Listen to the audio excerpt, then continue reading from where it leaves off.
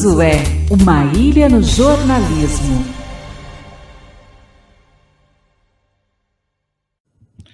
Muito bem, deixa eu trocar aqui a espuminha, porque eu já vou falar com o Capelli, que está aqui no estúdio. Boa noite, Capelli, bem-vindo ao Papo Antagonista novamente. Boa noite, Cláudio Dantas, e a todos os que nos acompanham pela internet. Muito bem. Bom, o Capelli trouxe uma reportagem, que é a capa da Cruzoé, que mostra que mensagens interceptadas pela Polícia Federal, com autorização do Supremo, mostram que mensagens da Sarah Winter, não é isso, Capelli? Apontando Olavo de Carvalho como a mente por trás das ameaças de bolsonaristas radicais às instituições, inclusive ao Supremo. Conta pra gente o que traz esta reportagem, o que você apurou. Isso, Cláudio Dantas. Primeiro é importante para a gente contextualizar, né? A Sarah Winter é aquela extremista que ficou à frente daquele grupo 300 do Brasil no ano passado, em maio do ano passado, aquele grupo que usava máscaras, que marchou, né, numa madrugada em direção ao Supremo Tribunal Federal, disparou fogos de artifício na direção do edifício do STF e pregava, né, xingamentos, proferia xingamentos, palavras de ordem, tanto contra o Supremo Tribunal Federal, como também contra o Congresso Nacional. Era um grupo de bolsonaristas.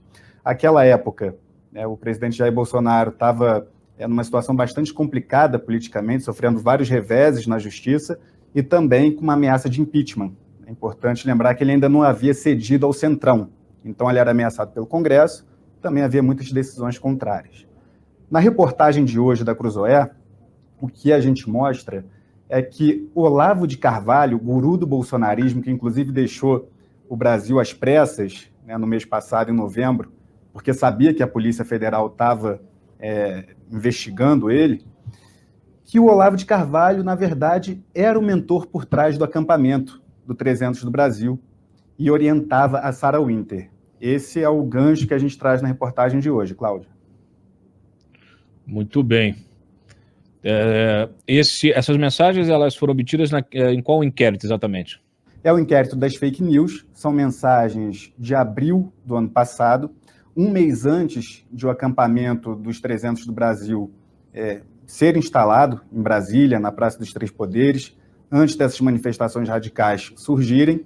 E o que diz a mensagem, né? O que dizem as mensagens? Uma delas, a Sarah Winter, escreve em um grupo de WhatsApp o seguinte: passei mais de 1 hora ao telefone com o Olavo e ele me fez solicitações sérias e até arriscadas. Ela fala isso num grupo com 101 participantes, que viria a ser depois o grupo de integrantes do 300 do Brasil. Aí ela diz que ia conversar com o blogueiro Alan dos Santos sobre essas solicitações sérias e arriscadas. Alan dos Santos, né, que teve mandado de prisão expedido pelo ministro Alexandre de Moraes, do STF, fugiu para os Estados Unidos e lá está desde então. Inclusive, o governo tem promovido aí uma caça às bruxas na Polícia Federal a todos os que atuaram para que ele fosse extraditado, né, cumprindo ordem do Supremo, e voltasse ao Brasil para ser preso, o blogueiro Alan dos Santos. Pois bem, depois que ela conversa nesse grupo, ela manda a seguinte mensagem para o Alan dos Santos, aspas: queria falar contigo, passei 1 hora com o professor Olavo ontem no telefone. Ele me solicitou algumas coisas sérias e preciso de ajuda. Não confio em qualquer um para falar. Depois, Cláudio, ela volta ao grupo de WhatsApp e fala o seguinte: alguém sabe se é seguro planejar coisinhas pelo Zap? Melhor Telegram? Sou analfabeta digital. Aí depois eles combinam de conversar pelo Discord, que é um outro aplicativo de mensagens menos conhecido que o WhatsApp. Só que no próprio WhatsApp, durante essas mensagens trocadas em abril, ela adianta o que seria o tema, que ela gostaria de falar sobre desobediência civil. Isso tudo, importante frisar, depois de passar 1 hora no telefone com Olavo de Carvalho, né? Ou seja, essas mensagens apontam o Olavo de Carvalho como que é um guru do bolsonarismo. Inclusive, no depoimento à PF, ele disse que foi convidado para assumir, pelo Bolsonaro, para assumir ou o Ministério da Cultura ou o Ministério da Educação, ou seja, é uma pessoa com bastante prestígio, já teve mais prestígio, agora se diz abandonado. Mas então a reportagem consegue mostrar o vínculo direto que o Olavo de Carvalho teria com essas manifestações mais radicais. Vale lembrar que, na mesma época que a Sara fez essas comunicações, né, interceptadas pela polícia que tivemos acesso, o Olavo tuitava várias mensagens incentivando as Forças Armadas a intervirem em caso de ameaça de impeachment do Bolsonaro, ou quando decisões judiciais eram desfavoráveis ao governo por parte do Supremo, ele incitava as forças militares a agirem. Ou seja, antes mesmo de qualquer processo de impeachment ser iniciado no Congresso, ele já, só de ter uma ameaça política ali, de o Bolsonaro estar desconfortável no poder, o Olavo já incitava essa interferência dos militares, que nunca aconteceu. E aí, outra mensagem da Sara esclarece qual era o objetivo do Grupo 300 do Brasil, entre aspas, botar medo, humilhar, desmoralizar esse bando de pilantra. Ou seja, o bando de pilantra é o que é o Congresso Nacional, é o Supremo Tribunal Federal. Daí a gente pode ver o caráter completamente antidemocrático, né, como é que surgiu a ideia dessas manifestações totalmente antidemocráticas, que depois foram desmanteladas pela Polícia Federal, pelo Supremo Tribunal Federal. Muito bem. A gente já tinha essa noção, né, de que o Olavo era o chefão, era a mente por trás de todo essa estratégia ideológica, né? Esses grupos mais radicais, e de fato essas mensagens elas reforçam isso, elas já sabem comprovar essa versão. A própria CPI das fake news já havia avançado nessa linha, então muito bom, porque essas mensagens deixam isso muito claro. O Olavo, que ficou internado um bom tempo aqui no Brasil, né, em São Paulo, estava na clínica Saint-Marie, em São Paulo, e no dia 10, há exatamente um mês, ele escapou de qualquer citação, qualquer chance da PF de ouvi-lo, ou até de algo mais. Percorreu aí uma viagem, né, de 1.400 quilômetros de carro até Assunção, e de lá voou para os Estados Unidos. O mesmo roteiro, provavelmente, de outros, né, do Abraham Weintraub, Alan dos Santos, essa turma que faz parte do grupo, né, desse grupo ideológico, dessa ala ideológica que tenta voltar. Aliás, vários deles imaginam ter voto, né, querem voltar na campanha e se eleger, aí, concorrer a cargos eletivos. Bom, Capelli, mais alguma coisa que você acha que é importante destacar dessa reportagem? Tem dois pontos que são bem precisos, assim, bem específicos.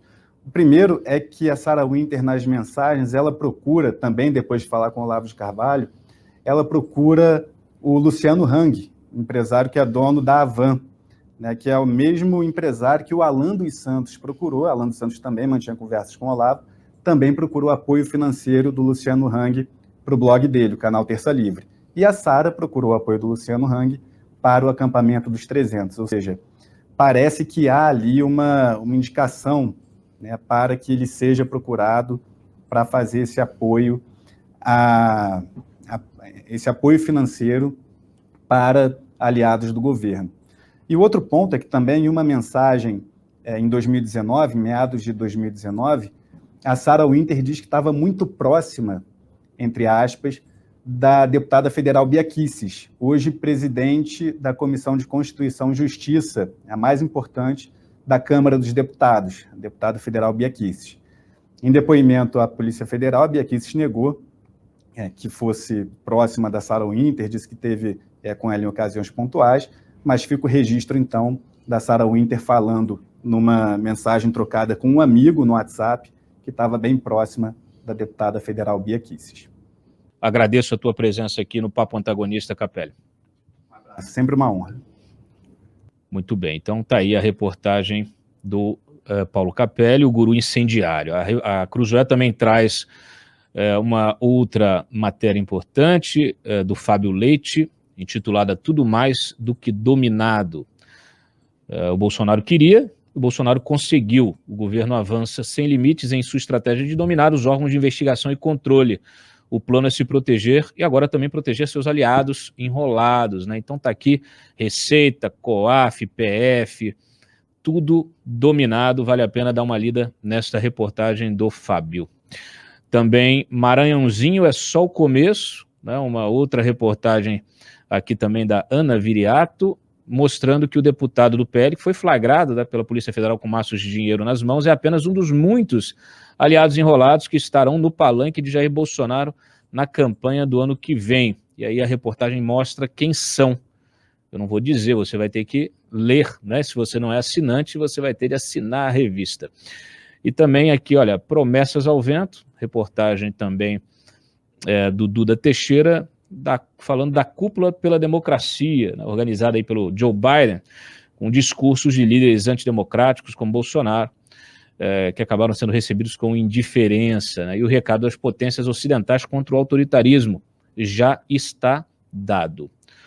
A gente encerra também com uma entrevista aqui, também feita pelo Fábio Leite, com o procurador Ronaldo Pinheiro de Queiroz, ex-integrante da Lava Jato. Ele explica o efeito deletério das guinadas de jurisprudência do Supremo sobre as ações anticorrupção. Então, tá aí, muito boa também a entrevista, recomendo a leitura. Mais uma vez, agradeço, Capelli, então, a sua participação aqui, e que todos que ainda não leram, a revista também traz colunas, né, as colunas tradicionais do Diogo Mainardi, do Mário Sabino, de outros colunistas também nossos, e está disponível para assinantes. Quem não é assinante, aproveita aí os 50% de desconto, já crava o celular no QR Code e vai para o formulário de assinatura e já pega também a assinatura do Antagonista Mais.